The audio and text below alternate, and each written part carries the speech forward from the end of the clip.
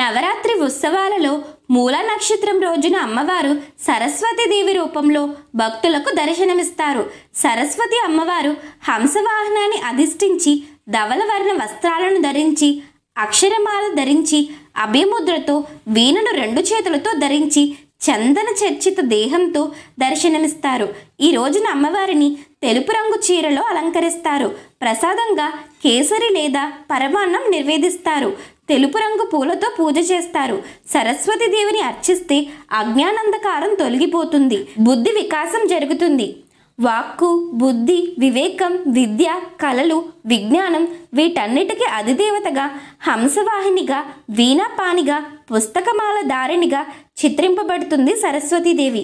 సరస్వతి అమ్మవారు ధరించే వీణ పేరు కచ్చపి. సరస్వతీదేవి వర్ణనలో తెలుపు రంగుకు చెందిన వస్తువుల ప్రాముఖ్యం అధికం. పరాశక్తి తొలిగా ధరించిన 5 రూపాల్లో సరస్వతి ఒకటి.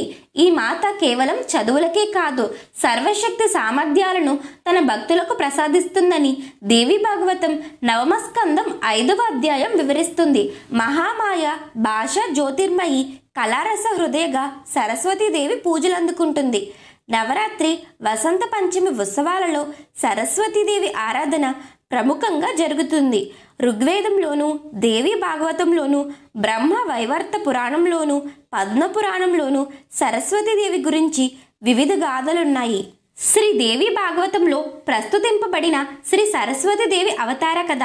పూర్వము దానవ రాజ్యానికి శుంభ నిశుంభులనే దానవ సోదరులు చక్రవర్తులయ్యారు. వారిద్దరూ బ్రహ్మను గూర్చి ఘోర తపస్సు చేసి దేవ, దానవ, మానవుల చేతగాని త్రిమూర్తుల చేతగాని తమకి మరణం సంభవించకుండా వరమును పొందారు. ఆ వరగర్వంతో శుంభ నిశుంభులు ముందుగా పాతాళంలోని రాజ్యాలన్నింటినీ జయించి తమ వశం చేసుకున్నారు. ఆ తదనంతరం దేవతల రాజధాని అయిన అమరావతిపై దండెత్తారు. దేవతా సైన్యాలు, అసుర సైన్యాలు చిరకాలం పోరాడాయి. కానీ అసుర బలం ముందు ఆగలేక ఇంద్రుడు దిక్పాలకులతో సహా స్వర్గలోకాన్ని వదిలిపెట్టి భూలోకానికి పారిపోయారు. అప్పుడు శుంభుడు దర్పంతో, ఆ అప్సరసలు ఎక్కడరా, వారిని మా సమూహానికి ఈడ్చుకుని రండి అని ఆజ్ఞాపించాడు. రాక్షస భటులు అప్సరసలను తీసుకుని వారి ముందు నిలబెట్టారు. నిశుంభుడు వారి రూపలావణ్యాలను చూసి మోహితుడవుతూ, ఆహా, ఏమి వీరి రూపలావణ్యాలు, ఎంతటి అందగత్తెలు వీరు అన్నాడు. సరిగ్గా అప్పుడే నారదుడు అచ్చట ప్రత్యక్షమై, ఆ వీరిది ఒక అందమేనా అనేశాడు తేలిగ్గా. శుంభుడు అనుమానంగా చూస్తూ, దేవకాంతలను మించిన అందగత్తెలు ఉన్నారా అని రెట్టించాడు. నారదుడు తలపంకిస్తూ, మాయ కమ్మటం చేత మీరు వీళ్ళని చూసి అందగత్తెలను భ్రమపడుతున్నారు కానీ అంటుంటే శుంభుడు కల్పించుకుని, ఎవరా మాయ, అందగత్తేనా అని అడిగాడు. అందమా? అబ్బో, ఆమెది మాటల్లో వర్ణించలేని అందం. ఆవిడ మామూలు అందగత్తె కాదు, సృష్టిలోని అందము యావత్తు ఆమె సొత్తు.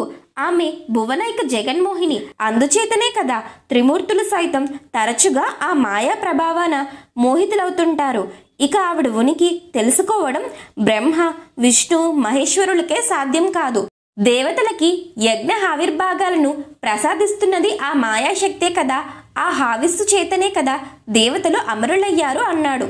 ఓహో, మా దాయాదులు అమరులవుటకు ఆ ఆవిర్భాగములే కారణమా? అట్లయినా నేటి నుండి ముల్లోకములలో జరిగే యజ్ఞములయందు ఆవిర్భాగములను దేవతలకు ఇవ్వరాదు. ఇది మా శాసనమని శుంభుడు ప్రకటించాడు. నిశుంభుడు కల్పించుకుని, అసలు ఆ యజ్ఞయాగాదులని నిషేధిస్తే పోలా అన్నాడు. బలా, ఇదే చక్కటి యోచన అంటూ నారదుడు వారిని ప్రశంసించి, నా సంచారములో ఆ మాయాశక్తి ఎక్కడైనా కనిపిస్తే మీకు తెలియజేస్తాను అన్నాడు. ఆ మాట అనగానే శుంభ నిశుంభులు పాతాళలోకానికి వెళ్ళిపోతారు.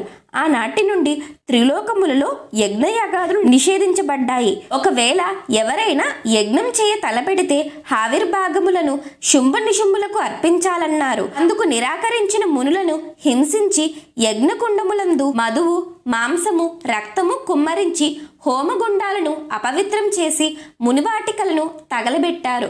సాధుజనుల హాహాకారాలతో, దీనాలాపనలతో ముల్లోకాలు తల్లడిల్లిపోయాయి. ముల్లోకాలు దీనవస్థలో ఉన్న ఆ తరుణములో ఇంద్రాది దేవతలను వెంటబెట్టుకుని నారదుడు హిమవత్ పర్వతానికి వెళ్ళాడు. దేవి అక్కడ అదృశ్య రూపమున తపస్సు చేస్తుంది. ఆమె ఉనికికి ఆటపట్టుగా అచ్చట భీమేశ్వరి పేరున శక్తిపీఠం వెలిసి ఉంది. నారద దేవేంద్రాదులు భీమేశ్వరి శక్తిపీఠంను దర్శించి పూజించి దేవిని స్మరిస్తూ అనేక విధాల ప్రార్థించారు. వారి ప్రార్థనలు ఫలించి దేవి సింహవాహినిగా దర్శనమిచ్చింది. నారదుడు ఆమెకు నమస్కరించి, తల్లి, ఈ సృష్టి సమస్తము నీ సంకల్ప ప్రభావితమే కదా. ఈ నీ సృష్టి యందు శుంభ నిశుంభుల వంటి దానవులను సృష్టించడం నీకు భావ్యమా అని నిష్ఠూరంగా అన్నాడు. అప్పుడు దేవి మందహాసం చేసి, నాయన, సకల చరాచర జీవకోటికి సృష్టికర్తను నేనే, కానీ సృష్టిలో మరే జీవికి లభించని బుద్ధి, జ్ఞానము, వివేకములను దేవ, మానవ, దానవులకు మాత్రమే అనుగ్రహించాను. ధర్మాన్ని గుర్తెరిగి సత్యపదంలో నడిచే స్వేచ్ఛ ఇచ్చాను. కానీ కొందరు బుద్ధిజీవులు అజ్ఞానము చేత వక్రమార్గం పట్టి ధర్మ విరుద్ధంగా ప్రవర్తిస్తున్నారు. సధర్మపరులకు హాని చేస్తున్నారు. మీకు ప్రసాదించిన బుద్ధి జ్ఞానములను మీరు సక్రమంగా వినియోగించుకోకపోతే అది నా తప్పిదమా అని అడిగింది. అందులకు నారదుడు సిగ్గుపడుతూ, తల్లి, నా అజ్ఞానాన్ని మన్నించు అంటూ నమస్కరించాడు. అజ్ఞానమునే మాయ అంటారు. ఆ మాయని నేనే, జ్ఞానమును నేనే. మాయని వదిలించుకొని నా జ్ఞాన స్వరూపాన్ని దర్శించండి, మీకు అనుగ్రహిస్తున్నాను అని దేవి పలికింది. మరుక్షణం దేవి స్థానంలో ధవలకాంతులు విరజిమ్ముతూ తెల్లటి వస్త్రాలు ధరించి ఒక చేత అక్షరమాలను, మరొక చేత వేదములను, వేరొక చేత కమండలమును, ఇంకొక చేత వీణను ధరించి కమలమందున ఆసీనురాలైన ఆజ్ఞాస్వరూపిణి, వేదరూపిణి అయిన సరస్వతీదేవి దర్శనమిచ్చింది. ఆ దివ్య తేజోజ్ఞానమూర్తిని కన్నులారా దర్శిస్తూ భక్తిభావాలతో నారదాదులు నమస్కరించారు. నారద ఇంద్రాదుల్లారా, వేదజ్ఞానం చేతనో ఆత్మజ్ఞానం చేతనో నన్ను తెలుసుకున్న వారికి యోగ జ్ఞానమును ప్రసాదించే గాయత్రిని నేనే. భక్తి ప్రపత్తులతో నన్ను కొలిచిన వారికి ఎల్లరకు కోరిన విద్యలు ప్రసాదించే చదువుల తల్లి సరస్వతిని నేనే. అభిష్ట సిద్ధికై నన్ను ఆరాధించే వారికి అష్టైశ్వర్యములు ప్రసాదించే శ్రీ మహాలక్ష్మిని, ధర్మదాంధులను అణిచే దుర్గను నేనే. అజ్ఞానము చేత నన్ను గుర్తించని వారికి వారి అజ్ఞాన ఆవిద్య రూప మహామాయను నేనే. మాయను తొలగించుకున్న వారికే నా ఈ జ్ఞాన సరస్వతి రూపము దర్శించు భాగ్యము అని దేవి ప్రసన్న గాంభీర్య స్వరముతో పలికింది. అప్పుడు నారదుడు భక్తి పారవస్యంతో సరస్వతీదేవిని కీర్తించాడు. అప్పుడు దేవి చిరునవ్వు నవ్వి, నా మాయా స్వరూప నిజతత్వాన్ని గుర్తించావు. నాయన, మాయా ఉనికిని తెలుసుకుంటావని శుంభ నిశుంభులకు మాట ఇచ్చావు కదా, వెళ్ళి చెప్పు అన్నది. పాతాళ రాజ్యానికి చేరుకున్న నారదుడిని చూసి శుంభుడు, ఏమి నారదా, ఏమి అయ్యారు మీ ఇంద్రాది దేవతలు అని హేళనగా అడిగాడు. అందులకు నారదుడు నవ్వి, వారికేమయ్యా, వారంతా ఆ మాయాదేవి రక్షణలో ఉన్నారు అని చెప్పాడు. ఆమె ఎక్కడున్నది అని శుంభ నిశుంభులు అడగగా, భూలోకమున హిమాలయ పర్వత శ్రేణుల్లో భీమేశ్వరి శక్తిపీఠము చెంత ధవల రూపిణి అయి దగదగ మెరిసిపోతూ ఉన్నది అని చెప్పగా, ఆమె మాకు కావాలి అని చండాముండాసురులను పిలిచి హిమాలయ పర్వత శ్రేణుల్లో ధవల వస్త్రధారిణి అయిన జగన్మోహిని పేరు మాయ ససైన్యంగా వెళ్ళి ఆ మాయను కనిపెట్టి మా సోదరుల బలపరాక్రమాలను వర్ణించి చెప్పి ఒప్పించి ఆమెను తీసుకురండి, ఒకవేళ రానంటే బంధించి తీసుకురండి అని పంపించాడు. వారు తమ సహచారుడైన ధూమ్రలోచడిని 60,000 మంది రాక్షస భటులను పంపారు. భీమేశ్వరి శక్తిపీఠం సమీపాన శ్వేత కమలాసీనురాలైన మృదుమధురంగా వీణానాదం చేస్తున్న దేవి సరస్వతిని చూడగానే ధూమ్రలోచనుడికి మతిపోయినట్లయింది.